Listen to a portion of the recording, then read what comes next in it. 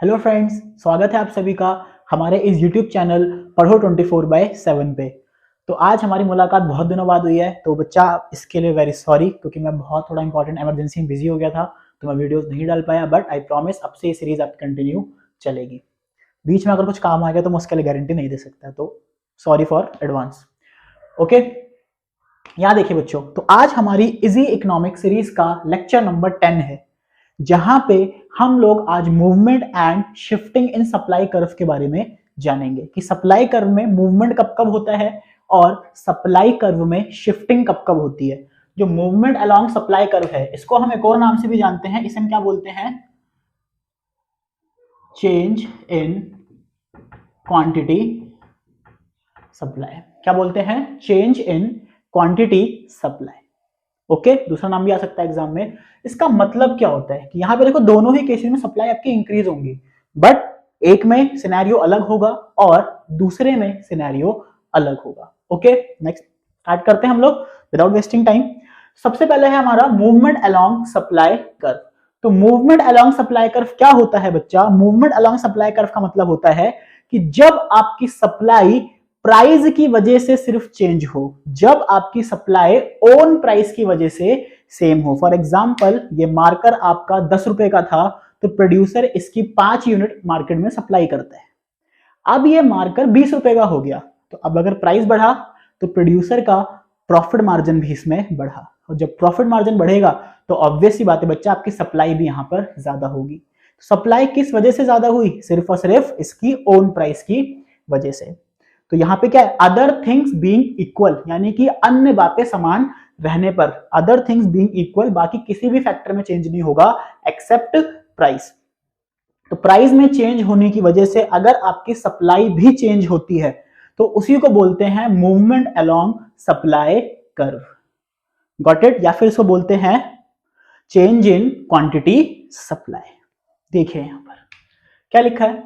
Other thing being equal when there is change in supply due to change in its own price of the commodity. Change in its own price of the commodity. अन्य बातें समान रहने पर वस्तु के खुद के कीमत में चेंज होने से उसकी मात्रा में भी अगर चेंज हुआ तो उसी को क्या बोलते हैं हम लोग? मूवमेंट अलोंग सप्लाई कर्व बोलते हैं। ओके, इसमें दो केसेस होते हैं। पहला केस है बच्चा आपका एक्सपेंशन ऑफ सप्लाई, जिसको हम लोग एक्सटेंशन इन सप्लाई भी बोलते हैं। तो एक्सपेंशन मतलब क्या होता है? बढ़ना, कि सप्लाई आपकी बढ़ेगी। सप्लाई किस चीज में बढ़ेगी, किस केस में बढ़ेगी? जब प्राइस पहले 10 था तो क्वांटिटी 1 यूनिट आपकी सप्लाई हो रही थी, अब प्राइस आपका 20 हो गया तो सप्लाई भी आपकी यहां पर क्या हो गई बच्चा? ज्यादा हो गई। यानी कि जैसे आपका प्राइस बढ़ा, आपकी क्वांटिटी भी यहां पर क्या हो गई? बढ़ गई। अब देखो उसको सप्लाई कर्व में कैसे देखेंगे।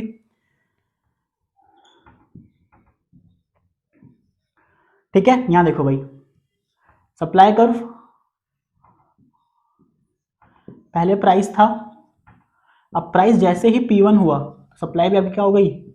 Q1 पे पहुंच गई। और एरो हमेशा इसको देखकर, किसको? प्राइस को देख के। प्राइस ज्यादा हो रहा है ना, तो एरो भी आगे को आपकी जाएगी। यही क्या होता है बच्चा आपका? सेम सप्लाई कर्व पे आपकी मूवमेंट हो रही है कि पहले सप्लाई कर्व ए पे था, अब सप्लाई कर्व कहां पहुंच गया? ए से बी पर पहुंच गया।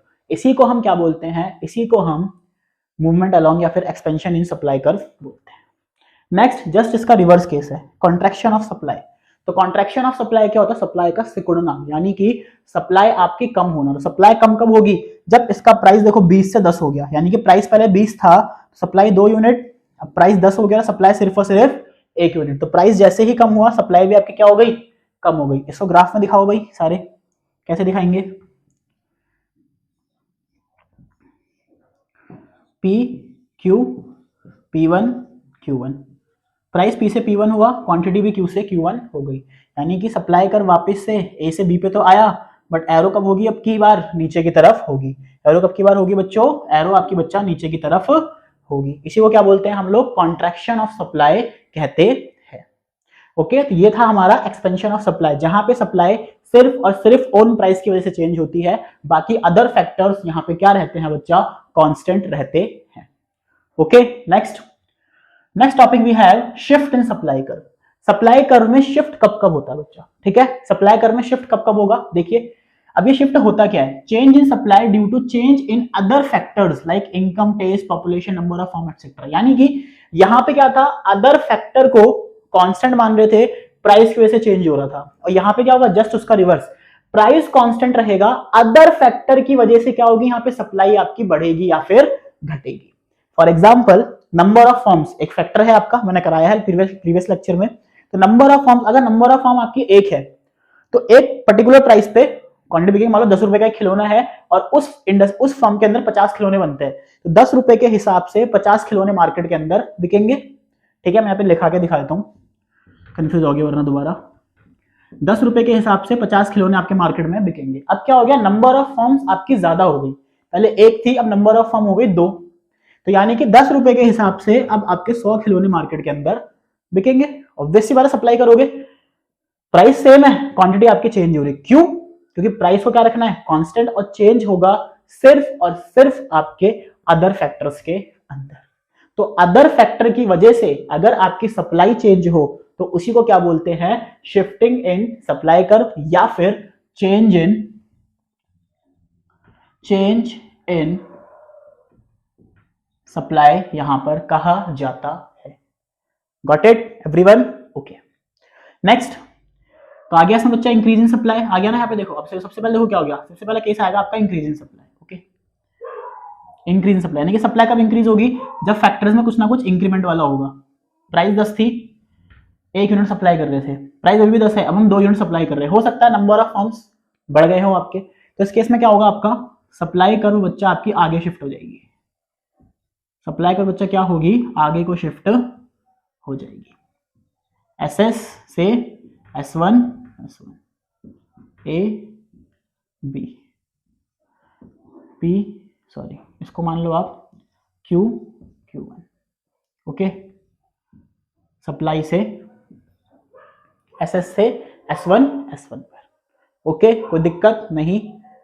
Next we have decrease in supply. तो डिक्रीज इन सप्लाई जस्ट इसका रिवर्स केस है कि अदर फैक्टर्स की वजह से, अगर फैक्टर में कुछ भी चेंज होता है उसकी वजह से अगर आपकी सप्लाई कम हो जाती है, फॉर एग्जांपल पहले नंबर ऑफ फॉर्म ज्यादा थी तो सप्लाई ज्यादा हो रही थी, अब नंबर ऑफ फॉर्म्स कम हो गई, सप्लाई भी क्या हो जाएगी बच्चा, सप्लाई भी आपकी क्या हो जाएगी, कम हो जाएगी। ओके, तो आ जाओ यहां पर।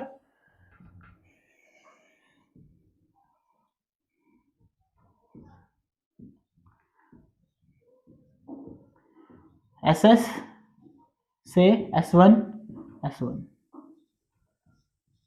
कोई दिक्कत, Q से Q1, यानी कि सप्लाई कर्व पीछे की तरफ शिफ्ट हो गई। ओके, तो आज के इस लेक्चर में बच्चा